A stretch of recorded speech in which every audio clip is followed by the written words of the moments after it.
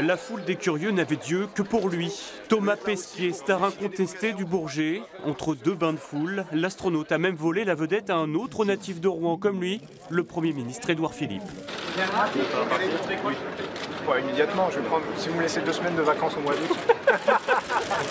Mais le héros de l'espace a surtout joué les VRP de luxe pour la filière aéronautique et spatiale. C'est l'idée de faire rêver les gens, ça fait partie de la mission pour ensuite que les jeunes travaillent bien à l'école et s'intéressent aux carrières scientifiques. Un petit pas pour l'astronaute, un grand pas pour des jeunes qui rêvent de travailler dans l'aéronautique.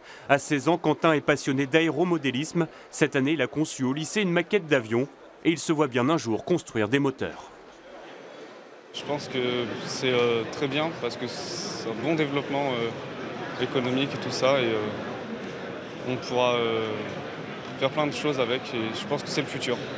D'autres sont encore indécis, mais le Bourget peut susciter des vocations, y compris chez les filles. Elles étaient d'ailleurs un tiers parmi les jeunes Normands présents.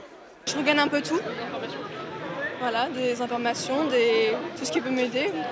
Une opération séduction menée par Normandie Aéroespace dans un contexte de pénurie. Les entreprises ont en effet des besoins en recrutement. Chaque année, près de 500 postes sont à pourvoir dans la région.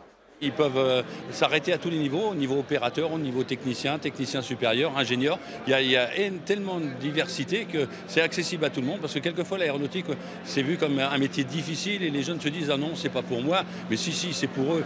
Ils attendaient Thomas Pesquet. Les jeunes ont finalement aperçu Édouard Philippe sur le stand normand, le Premier ministre qui a pu constater la bonne santé d'une filière qui est en passe d'atteindre sa vitesse de croisière.